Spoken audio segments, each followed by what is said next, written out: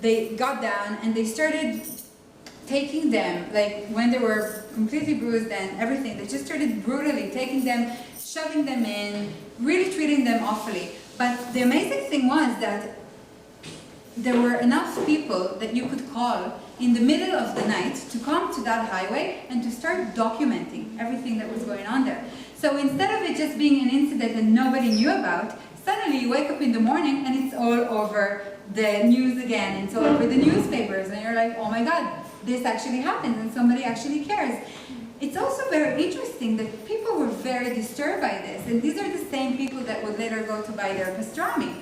So it's very interesting to see how people, you can get to people, but maybe sometimes you just need to show them a certain image or a certain thing that would really make them connect, where if you're just talking to them, you can't get through. So this happened. The activists were there to just seize the moment, be there at the right place at the right time to take the photos, to document everything. And later on, actually, the company issued an apology letter. They said that they will never work with these people again, that it's terribly unaccepted, the way that they treated the animals, and so forth and so on. But the point was across, and the issue was raised. Again, another seizing the moment example is a woman who had a coop with chickens, and she had about 1,000 chickens in it, and she decided that she wanted to close it. She didn't want to have the chickens anymore for whatever reason. She just posted a post on Facebook saying, there's 1,000 chickens, I'm not interested in them anymore. Does anybody want to adopt them? Otherwise, the chicken authority is going to come and electrify them. Now, electrify them, what do you mean? A lot of us, including myself, didn't know that when somebody decides in Israel that they don't want their coop anymore with the chickens, they call the authority that deals with them, they come, they electrify all the chickens in the coop for them, and they just, finish it off, clean off the area, all is nice and well.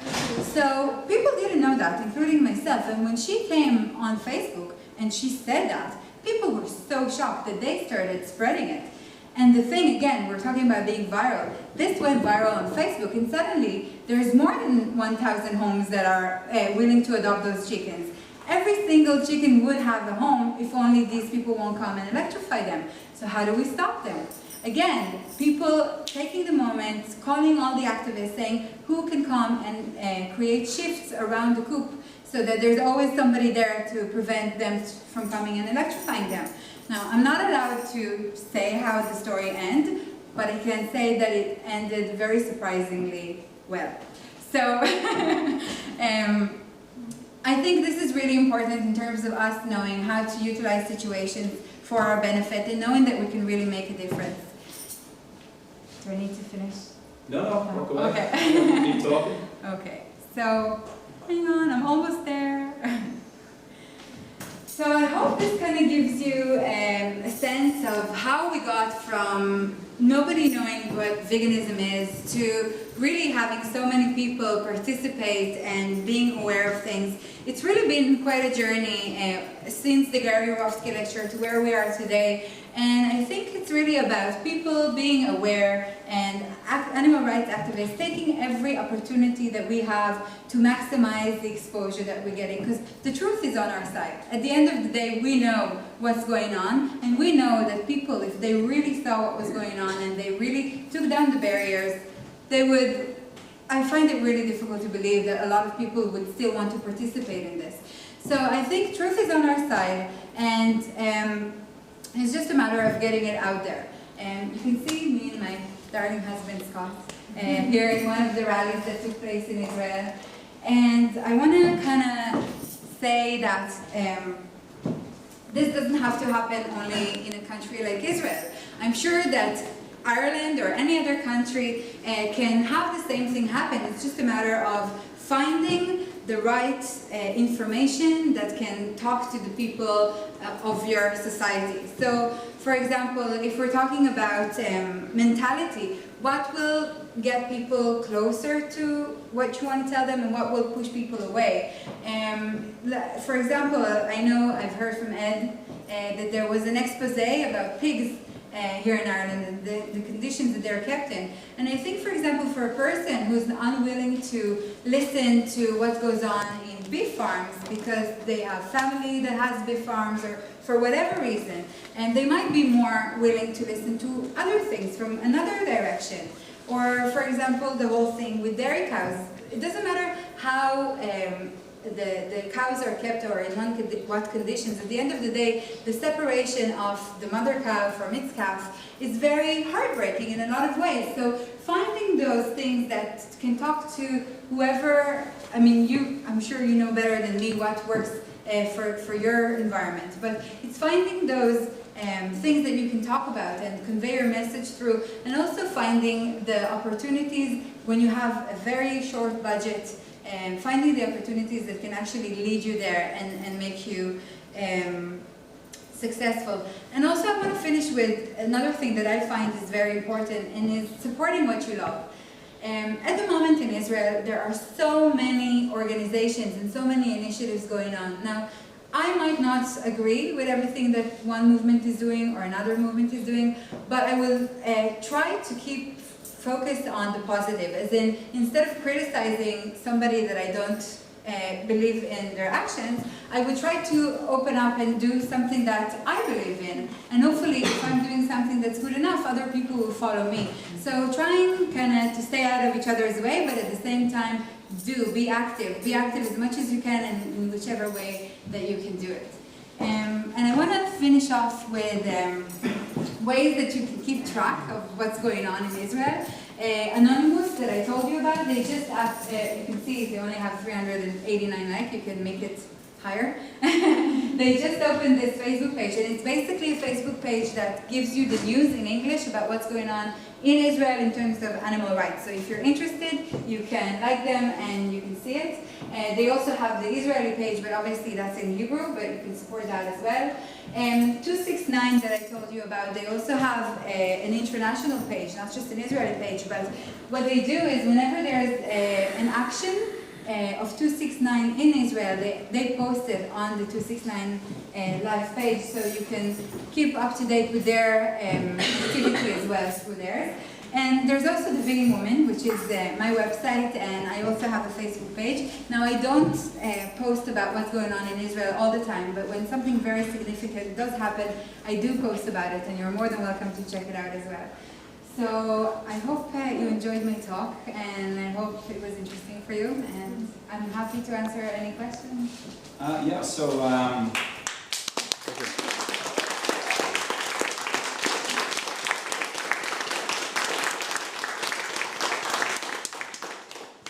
what we'll try with the questions and answers is we might actually try the microphone again, or we might not.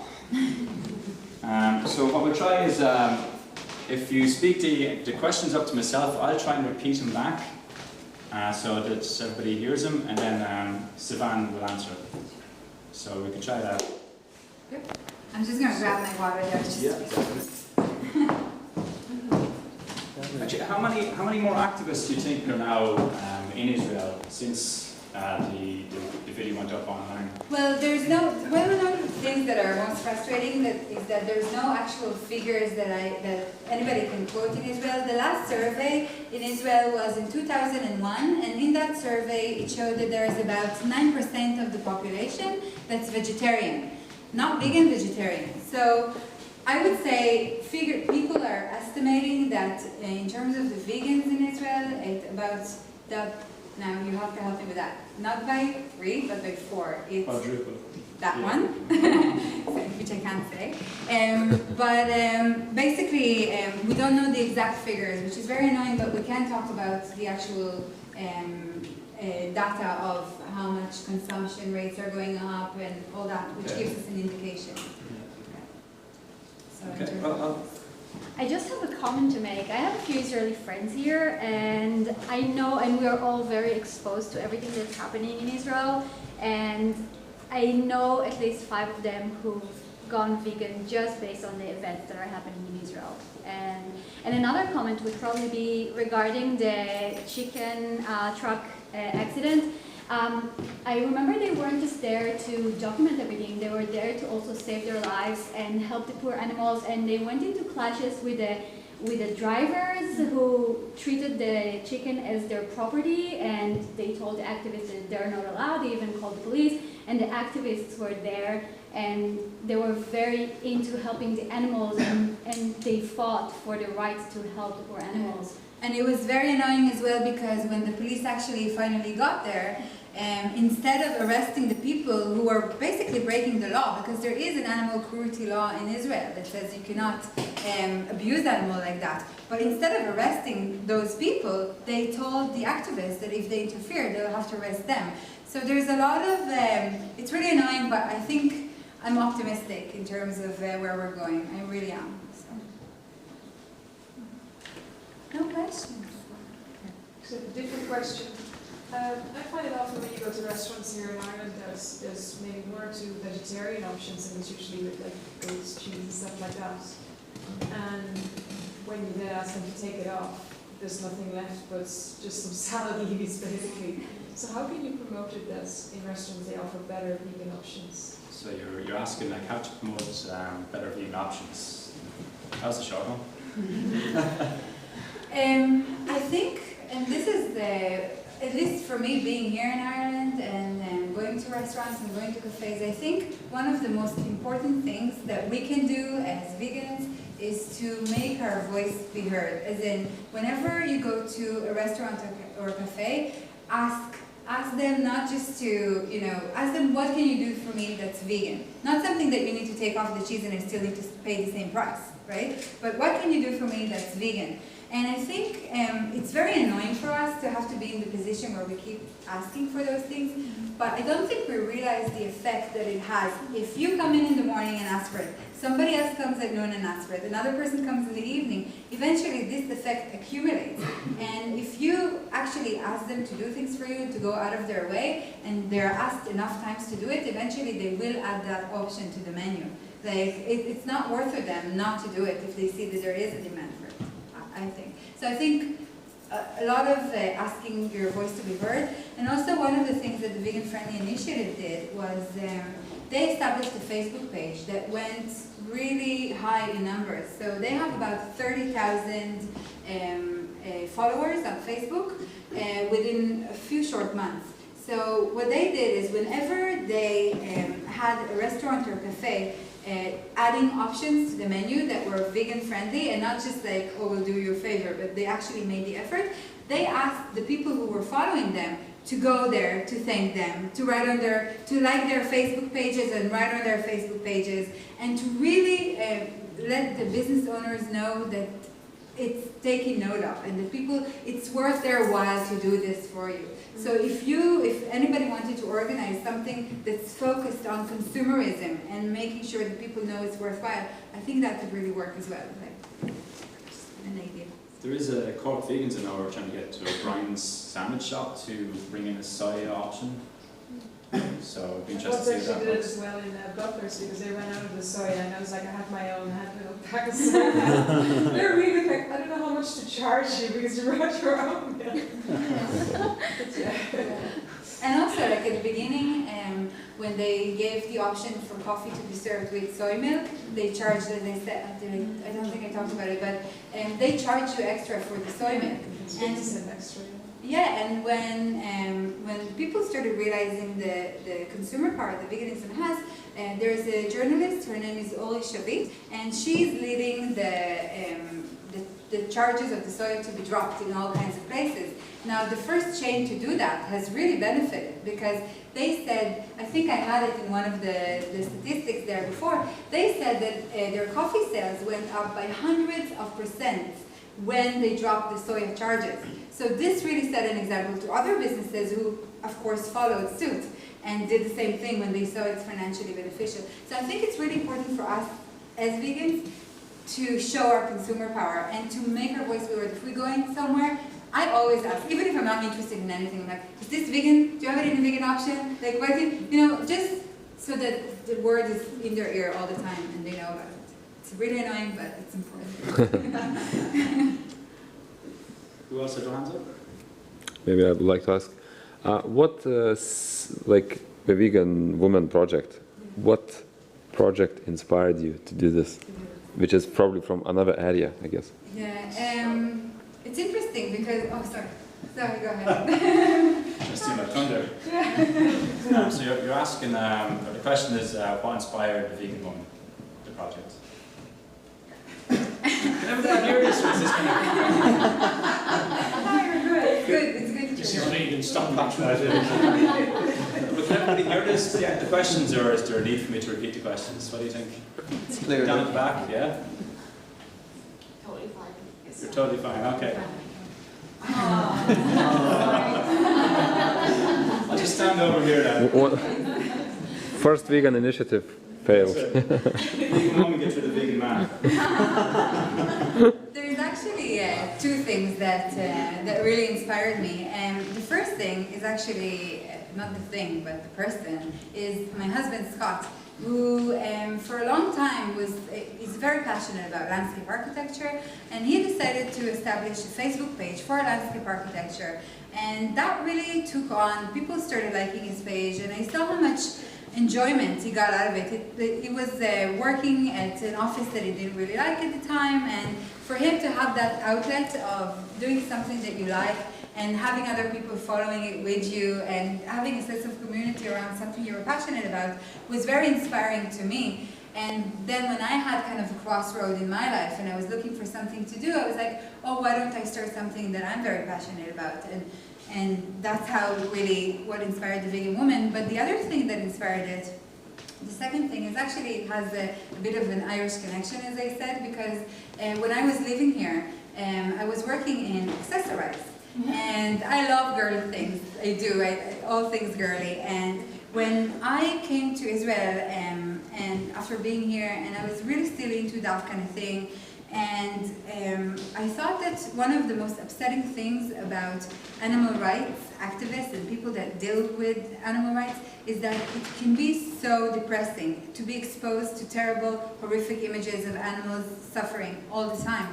And I really wanted to be able to talk about veganism and talk about being an animal rights activist without people having this image of, oh no, I don't want to see what she has to show me, kind of. So I was like, how can I get that feeling of what I had in Accessorize, of like aesthetics and fun and like enjoying yourself as a woman, and bring all that fun and sexiness into veganism. Like, I want veganism to be fun and sexy, and it's the best thing that ever happened to me, and you should go vegan too, because look how great it is. You know what I mean? So that kind of like really was a key for me in creating the Vegan Woman, to show that you can be compassionate and enjoy yourself fully without compromising other areas of your life.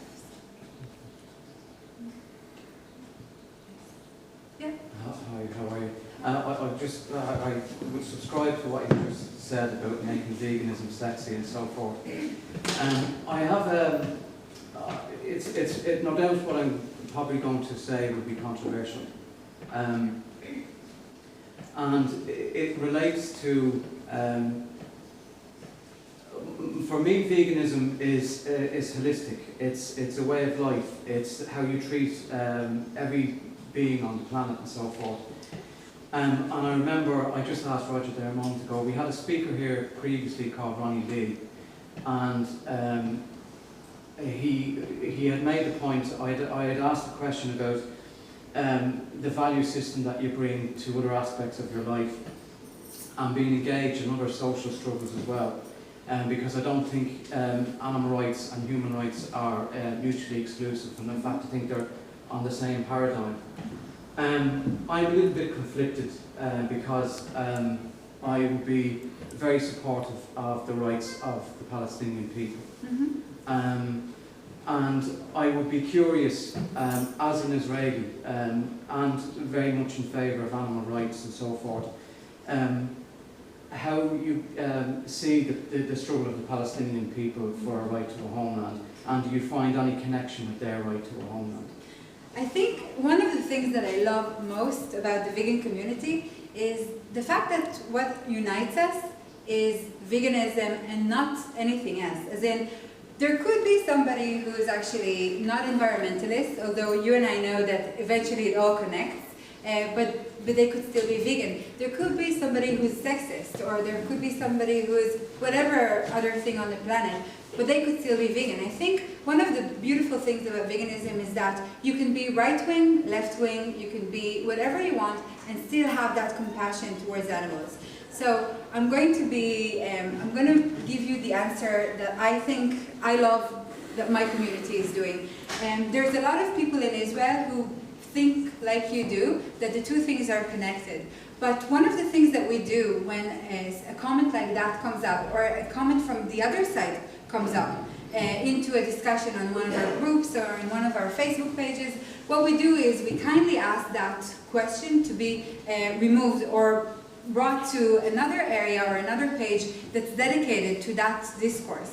And the reason that we do that is because we don't want to drive people away by presenting views that might upset them in any way, because we want everybody to focus on the one agenda of the animals. So I understand that you find the two connected. For me, more than anything else personally, the issue that interests me most is animal rights, and I am 100% there. And I actually avoid doing a lot of things that I enjoy and I believe in, because I think it might compromise my message. So in the same sense, I'm also going to kindly tell you that I would love to answer that question in private, but I would never do anything at all that would alienate anybody from listening to my message about animal rights by discussing other issues. I hope. I'd be happy to talk to you in private. I'm happy to help in public. Okay. Thank you.